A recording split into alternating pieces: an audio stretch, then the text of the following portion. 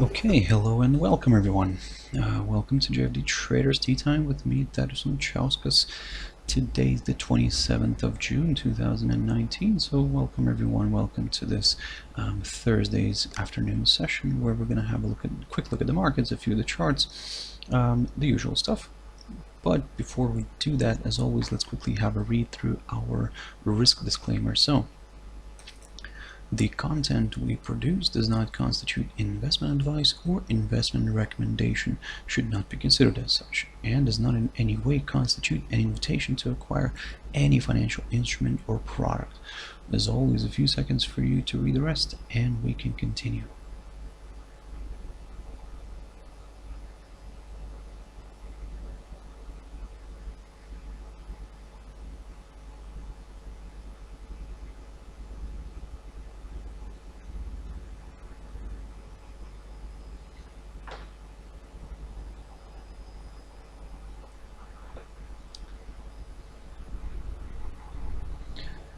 Okay, so now then, just a quick reminder of our JFD Bank YouTube channel here, to which you can always subscribe to in order not to miss any of the videos that we do, and I believe you can find some use from those videos, and yep, you can find value in them. So yep, feel free to subscribe here. We'll be always happy to see you in our webinars. Also, quick mentioning of our JFD website, and specifically the JFD research page, where you can always go in and have a look at some more detailed market analysis, the ones that we produce in every morning. Also, you can subscribe for our strategic report as well. So yep, there is some good information here, guys, so yep, I hope you can find it useful.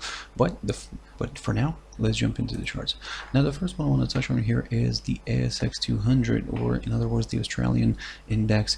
So as you can see that it continues to climb higher here. It's having a nice rally here, it's pushing higher. The only thing is that from last week's Thursday, the index was in a bit of a slide mode here. Not significant, of course, but just a small decline this week. I mean, it was kind of moving up and down, but still with a direction a little bit to the downside. Now, overall, you can see that we're still trading above this little tentative upside line here, taken from the low of the 13th of May. So this very short-term tentative upside line kind of continues to play out. The index managed to break its other support line here, another tentative one. So this week, as you can see, it managed to break it.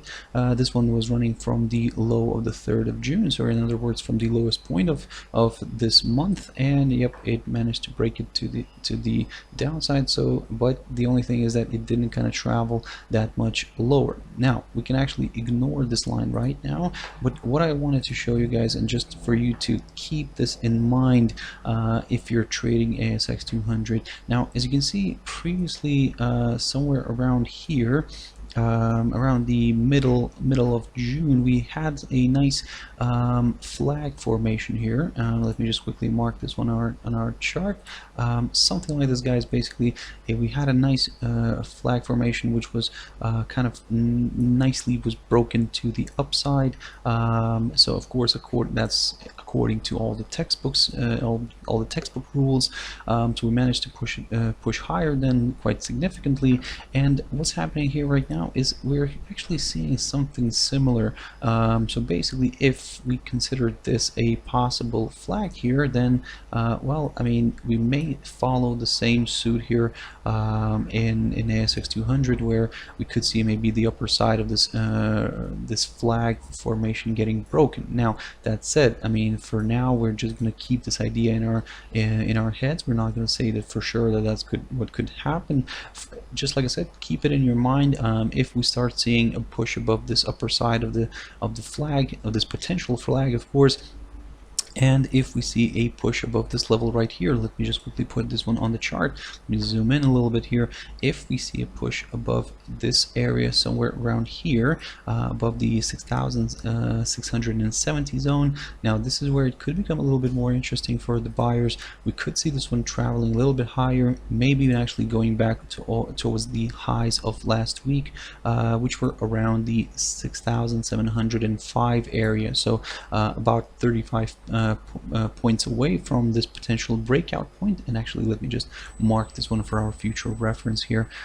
So this potential area of resistance, if it gets broken, this could open the path towards slightly higher levels. And by higher levels, I mean we're going to initially aim for the highs of last week. Now, above that, we do have another potential area of resistance, which is the 6,728 or 30. You can in a way round it up. So this potential area of resistance, now for this one, to show you where that was in the past, I need to jump into a weekly chart basically, and basically that's gonna get dragged all the way back here towards the 2007. So that was basically a high, December high of sorry, let me just double check that very quickly. That was the December high of 2007. Let me just quickly double check that very quickly, guys, so that we wouldn't mistaken that for anything else. So there we go. So that's a daily chart right now, and you can see that this was the level that was reached here. Yep, in December. That was the highest point of December, and basically, if we see a push above the 6,705 zone, this could be our next potential target here near the 6,728.30 zone. So as I said, this level last time was reached in December 2007. So keep your eyes on down. Of course, slightly above that, we do have the 6,847 area approximately there, which is near the highs, or should I say near the all-time highs for ASX200. So keep your eyes on this one. Very interesting index here, and let's see how this is going to play out. But for now, just keep an eye on these this potential flag formation. I'm not saying that I mean it could be that, because the reason is that we do have a little gap here right around here where it failed kind of to test it. But to be honest, I mean, maybe that could be ignored, and just traders might consider this as a flag, and we could see this one pushing to the upside. But again, until we see that nice good clear break above the 6,670 level, we're not gonna aim for higher levels. Jumping into a crypto, which is Ripple, and I've talked about Ripple yesterday, and basically what I was saying, that we needed to see a clear break and a clear close above the 0.4885 zone before we could aim for further upside. As you can see, it did the crypto flirted with that level, but kind of never managed to close even a 4-hour candle above that. And you can see that this was the slide that we got. It drifted lower, and the most important here is that we can get rid of this potential triangle formation that I was drawing yesterday. And basically what it did now, it broke this upside support line taken from the low of the 9th of June. Now, what I've mentioned here yesterday as well, that if we need to see a nice good clear drop below the 0.4462 area approximately there before we could aim for lower levels, and this is exactly what we got. We got that little break here. It dropped lower, and my target was around here near the 0.4190 or even around this 200 EMA here on the 4-hour chart. So it managed to reach that level. So for now, what could happen in a way, if this 200 EMA continues to hold, let's say, or not continues, but if it holds, we may see a small rebound, maybe back up here towards the 0.4462-63 area.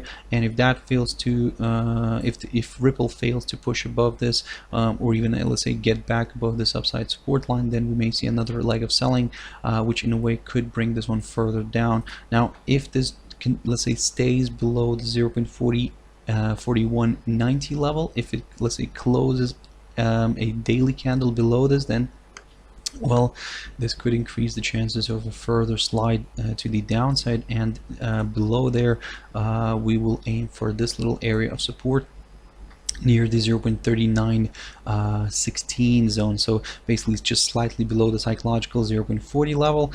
Good potential target is right here, the 0.391615. We could see this one playing out, but what we're going to do here is we're only going to target that if we see a drop below the 0.4290 level. For now, it's kind of still above this. Like I said, we may see this one correcting back to the upside if it continues to trade above the 0.4190.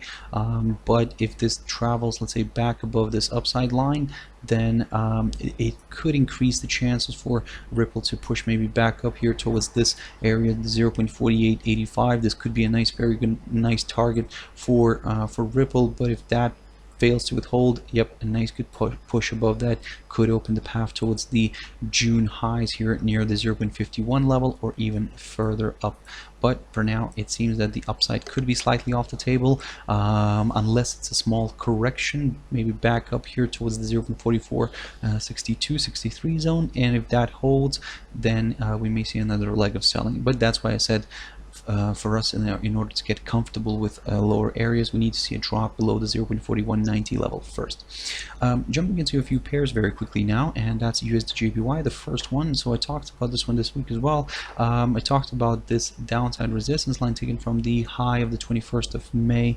You can see that we did have a nice push above it, but what I've mentioned was that we need to see a clear break above the 108.20 level first before we could examine the upside. So that's you can see that this is what happened right now. So we managed to break this downside resistance line, but kind of failed to push above it. So that's why this we didn't trigger any potential longs here. So for now, guys, we're gonna continue observing this one. We're still aiming for this 108.20, a nice good pop above this. Then yep, we could open the path towards slightly higher levels. We're not going to aim for this one for too high levels here. Initially, we'll aim for the 200 EMA and the 108.80 zone. So previously, that was the kind of the highest point of June. So that's why keep an eye on this one. Keep an eye on the 108.20. If we see a break above that, then yep, we will aim for higher levels. In terms of the downside, even yes, it is below. It's trading now below this downside resistance line, but still, in order to, let's say, to examine at least these lows here, the lows of June, we would need to see a drop below the 107.53 area, somewhere around there, approximately there. In a way, you could round it up towards the 50. So 107.50, a break below that could potentially lead this one back down towards the 107 zone, which also acts as a good area of support. Or slightly below that, we do have the 106.74 area, approximately there, which is kind of the lowest point of June. So for now, keep an eye on these two levels, and let's see how this is going to play out. USDSEK. Now, this is something I wanted to quickly pass by. I wanted to kind of quickly show you guys. Basically, it is kind of getting hit. So from the kind of the end of May, it continues to slide lower, but from the around the second half of June, it's kind of on a steeper decline. But as you can see, recently found good support near this 9.24 area, somewhere around there, guys. I'm kind of rounding it up roughly. So what we're going to do here, of course, we're going to continue monitoring some of these key levels. Basically, if we see a drop, another drop below the 9.24 zone, then yep, we will aim for slightly lower areas. And by lower areas, I mean the low here of the 17th of April, and that's approximately around the 9.2140 area. So keep your eyes on that one, but that's only in the scenario if we see a drop below the 9.24. In terms of the upside here, as you can see by the chart, we need to see a good push above the 9.2980, something like that, and then we could aim for slightly higher levels. We're not going to go too drastically to the upside here, but what we're going to do here is we're going to aim for this area right here near the 9.37, which is near the lows of the 7th of June. So keep your eyes on this one. Let me just quickly mark these for our future reference. Also, just to kind of point out that keep an eye on USDSEK next week, especially. We do have the Riksbank interest rate decision, so the Swedish central bank interest rate decision. Probably won't be a lot of surprises there, but so far as we know, but still keep an eye on it. We may see some movement here in USDSEK, but again, the reason why I'm showing you this one right now is just because in case we get a nice good break here through one of these levels earlier, and yep, then we may see a nice move here, or even maybe you could capture that one as well. So AUDJPY very quickly on this one, so very interesting pair, trading below its little tentative downside resistance line taken from the high of the 20th of May. You can see that it traveled this morning, it traveled higher, tested that line, tested the 200 EMA as well at the same time, but kind of failed to push above all these, and now kind of retraced back down. So at the same time, it remains above this other short-term tentative but upside support line taken from the low of the 18th of June. So in a way, what we're going to do here, and probably the chart is already self-explanatory, basically we need to see a nice good push above the 75.62 level, basically the today's high, before kind of we can examine a further upside. So in a way, if we do see a nice good push above this level, then it will place the rate above this little downside resistance line, above the 200 EMA, and of course above the today's high. So in this way, would confirm a forthcoming higher high, and we could then initially will target the 75.98 level, or in a way you could round it up towards the 76 zone. Good potential target, and then we'll take it from there, see if it actually wants to travel further up here towards these higher levels. In terms of the downside, as you can see this by the highlighted area, this is our breakout point here, only below the 74.75. This all area is going to be our little neutral territory, because in a way it could slide lower, and in a way it could find some support somewhere around here and then push back up again. So that's why it's better to be safe than sorry and aim for a slightly lower break here. And like I said, this one for us is around 74.75. This could also actually come in line with a break of this upside, a potential break, I would say, potential break of this upside support line. So that's why keep your eyes on these levels. And the last pair for this session would be GBPCHF. Very quickly on this one. So also finding good support near the 1.2357 zone. You can see that the kind of neither of the 4-hour candles managed to kind of stay below this. This level actually runs here from the past, and it's basically the low of January 3rd. So you can see that how well this played out for now. I mean, the pair is currently stuck between these two levels, roughly between the 1.2357 and the 1.2473. So we're going to keep a close eye on these. If we see a push above the 1.2473 zone, yes, we will. As you can see by the long arrow here, yeah, ideally this is what we would be targeting for, but from the very short-term perspective, initially we will aim for this little area of potential resistance near the 1.2587, marked by the high of the 19th of June. So good potential target. We'll see how the pair performs around there, but again, we will consider that only if we see a push above this 1.2473 zone. In terms of the downside, if it decides to roll over here and fall below the 1.2357 zone, then, well, I mean, the next potential target for us here could be around the 1.2290, which is near the lows of 2nd of January, or in other words, the lowest point of January this year. So also good potential target, but we will consider that only if we see a drop below the 1.2357. So keep your eyes on that one. Okay, guys, I hope you found it useful. Thank you very much for sticking around and watching until the end. If you want to join me tomorrow morning at my Traders Espresso, that's always 6 o'clock GMT time. For now, I hope you have a beautiful evening, and I'll see you later. Bye bye.